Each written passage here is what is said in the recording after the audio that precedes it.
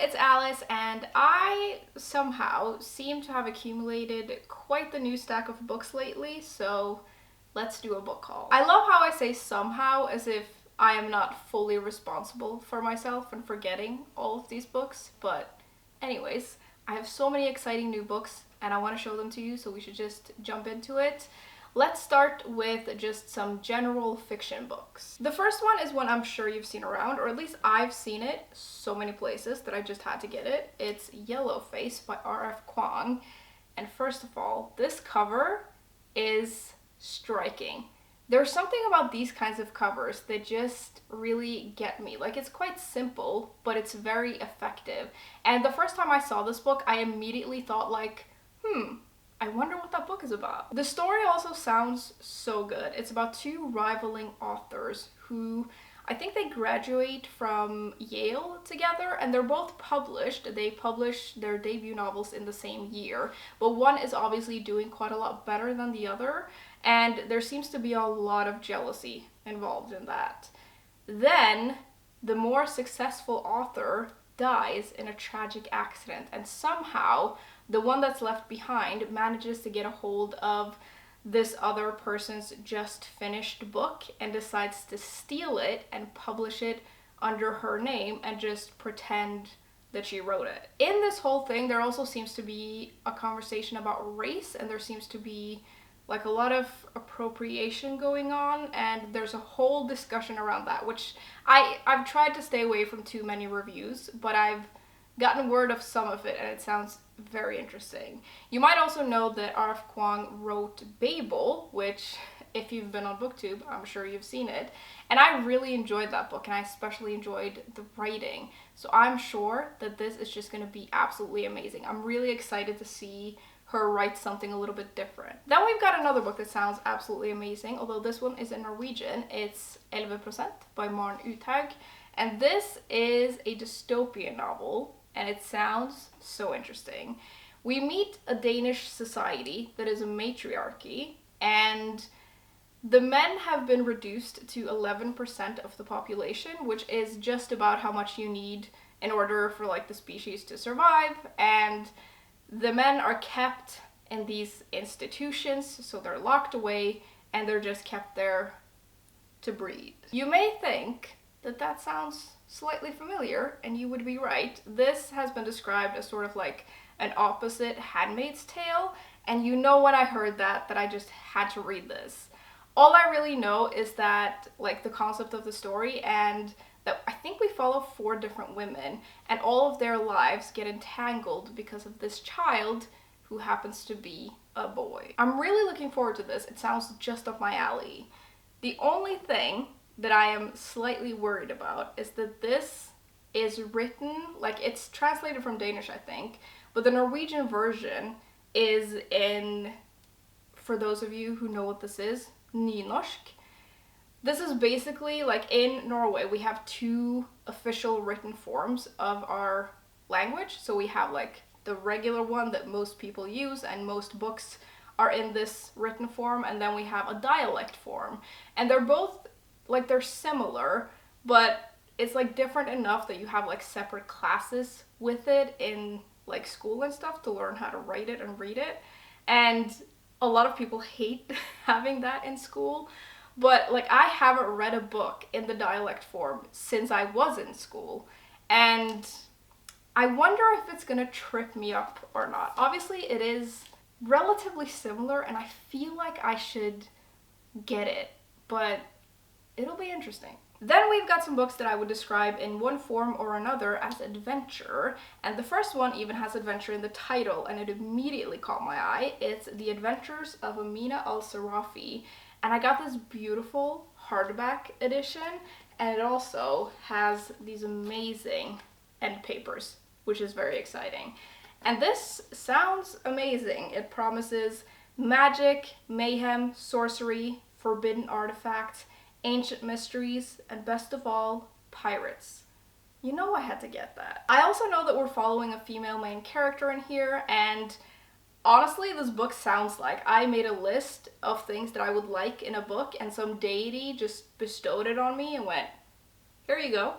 Like, it just, I think it's gonna be so freaking good. The second one is one that was recommended to me by one of you. It's The Collector's Daughter by Gill. This is historical fiction. It's set in the 1920s, which is my favorite time period to write about. And we follow this main character who grew up in a castle, so she's a lady, and everyone just assumed that she would get married and settle down, but she has other ideas. She leaves behind everything that she knows to go to the Egyptian desert with her father to search for a tomb. This might be more exploration than adventure, but I kind of feel like they're almost the same thing. And I feel like these kinds of stories usually have some adventure in them, in the form, like, The Mummy, the movie, has adventure in it, even though they're exploring this particular thing. Does that make any sense?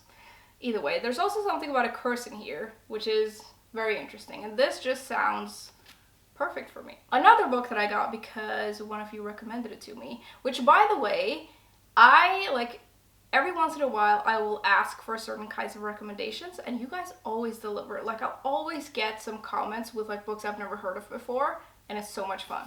But the next one that I got was Tiger's Curse by Coleen. Houck? I don't know. But this sounds really good. I think it's the first in a trilogy, so if I like the first one, I can read another 2 books. And the story is about this, I think this leans more young adult than adult, but it does sound very good. It's about this young girl who is trying to break a 300-year-old curse, and she has like a white tiger as a companion or something. How she got into this position, I have no idea, but I would like to find out. I do also think there's some romance in here because I read something about a prince, so we'll see how that goes. I will say, I think this is going to be an interesting read because I did look it up on Goodreads and I read some of the reviews, and it seems like people like have very divisive opinions about this. Like, they either love it or they absolutely hate it. So I wonder which way I will lean. It'll be interesting to see. Then we actually have quite a big romance section because I came to the realization that I can in fact like romance, and now I want to try loads. The first 2 books that I got are both by Emily Henry because I read Beach Read by her and I really, really enjoyed it. So I got Book Lovers and You and Me on Vacation, which is also in some editions called like People We Meet on Vacation. I thought those were different books, but I think it's the same book. So I got both of these, and to be totally honest with you, I didn't even look into these. I just really liked Beach Read, so I'm just assuming I'm gonna like these. And a lot of people seem to love Emily Henry, and I think I might be on the same like train, hopefully. I feel like these are just gonna be great easy reads, and they also feel like great books to read for summer, so I'm hoping that I'm gonna get to these during the summer months, but to be honest, I do say that about a lot of books, so we'll see. Then I got The Kiss Quotient by Helen Hoang, and this is one of those books that I've like seen it around a lot, but I never paid any attention to it because I didn't think I liked romance.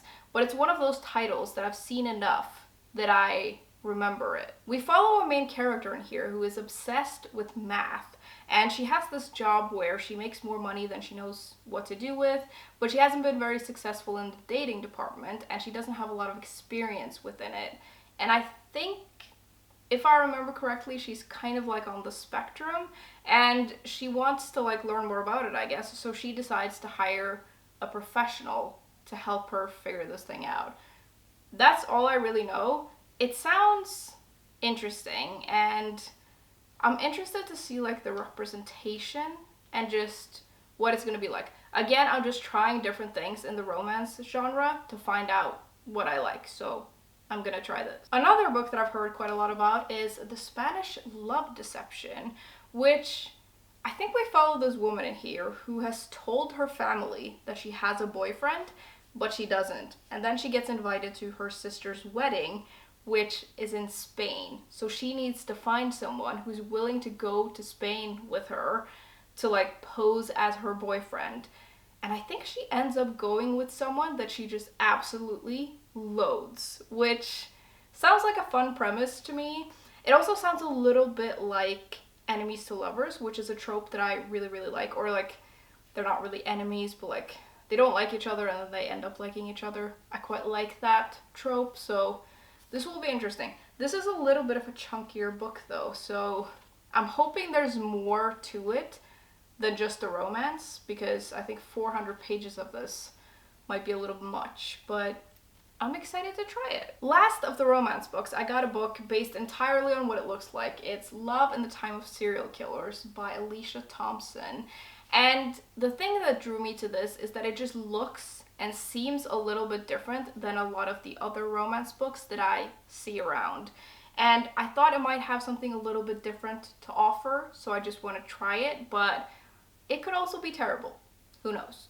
The story follows a PhD candidate who is obsessed with true crime, and I think we meet her when she has just lost her father, so she's grappling with that, but she didn't have a very close relationship with him. But she goes to his house to like do the things that you need to do after someone dies, and where the romance is, I don't really know. I think it has something to do with the neighbor, but then the neighbor also seems a little sketchy. It does say on the back here, the TikTok bestseller, which makes me, I don't know, I feel like I haven't gotten a lot of like great recommendations off of TikTok, but it does seem to have a pretty good grasp on like the romance genre, so maybe this will be a positive thing. I don't know. Moving on from the romance, we have some mystery books, both cozy and otherwise. The first one that we have here is this beautiful book. It's Dead, Dead Girls, and obviously this cover drew me in a little bit because it's giving like 1920s vibes, and it is set in the 1920s, which is very exciting. I think it's set in Harlem, and we follow this woman who seems to have been through a lot, and she's just trying to lead a normal life, but then all of these girls are turning up dead in her neighborhood, and she somehow gets like caught up in the case. I don't know a lot about this book. I haven't heard a lot about this book. It just looks intriguing, and I just want to try it. This cover is doing a lot for me, I'm not gonna lie. Then I finally got this book. This is Exiles by Jane Harper, and this is the third and final book, I think, in the Aaron Falk series, and I've read the previous two and loved them. In this series, we followed this federal investigator, and I think the case in here is about a woman who goes missing during like a festival or something. And these books are set in Australia, and I'm really excited to read this book. I am a little bit sad that the series is going to be over, but Jane Harper has also written other books that are amazing, so if she just wants to write standalones, I'll read all of those as well. I love her writing, and I love, like, especially the way that she creates atmosphere. Like, it's just so good, and the vibes are immaculate, for lack of a better phrase. Next, we've got some cozies, because I can just never get enough of them. The first one is one that I've been eyeing for a while, and I just decided to finally get it. It's Arscenic and Adobo by Manansala, and this sounds really good. It's about this woman who moves back home after a terrible breakup, and she starts working in the family restaurant, and her aunties are all busy trying to like play matchmaker, but she is busy because a food critic has died at the restaurant, and there seems to be something suspicious about it, and it obviously causes some problems. And it just sounds really good. I love when like food and like restaurants are involved in these kinds of stories. And I also gotta say, I love this cover. I especially love the little dog on here. It instantly puts me in a good mood whenever I see a dog, whether it's real or drawn. This one is super cute. The next one is set in Italy, which is a perfect backdrop for a cozy mystery. This is Nonna Maria and the Case of the Missing Bride. And in here we follow this elderly woman, which I love when we follow like elderly main characters. She's lived on this island her whole life, and she's known for like wearing black all the time, and people seem to like go to her for advice and some pasta.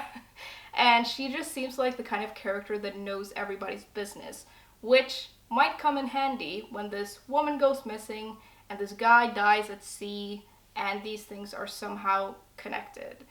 I just think it sounds really interesting, and I found this on some blog or something that recommended it, and it just sounded really good, so I want to try it. I also hope that like the atmosphere is going to be really good in here and the setting is going to be really good, because I think Italy is a great setting for these kinds of books, and this cover, like, it's giving me a good feeling. Last of the mysteries, we have the first book in what is called the Cambridge Bookshop series. It's Chapter and Curse, and this is about a woman who runs a bookshop. And say no more, I'm in. I think the main character is asked to run this bookshop that's been in her family for generations, and it's like the oldest bookshop in Cambridge, and she kind of doesn't want to, but I think she goes, and the bookshop is struggling a little bit, so when she gets there, she wants to like make a little bit of, like, do something and try to get customers in the shop, obviously. So she has this like poetry session reading thing during like a literary festival, which is great, except that someone is murdered at the event with knitting needles, which again, say no more. At the very end, we have a graphic novel. It is Delicates by Brenna Thummler, which is the sequel to Sheets, and this graphic novel series follows a teenager and a ghost. I don't really know like what the story focuses on in here, but I think it focuses on the teenage girl, and we like learn more about her life. She has a lot going on besides just being a teenager, and I think it'll be very interesting to revisit these characters and see where they end up, and I'm really excited to just sit down with this and look at the art and just read it. And I love the color palette in here, I love the little ghost, and I'm very excited. Reading a graphic novel is always just like such a treat. That was the last book though, which means that we have reached the end. Lots of exciting new books though, which is always the best feeling. And I would love to know if you have picked up any exciting new books lately, whether you've bought them or gotten them from the library. I would love to hear about it. As always, thank you very much for hanging out with me today, and I will see you soon. Bye!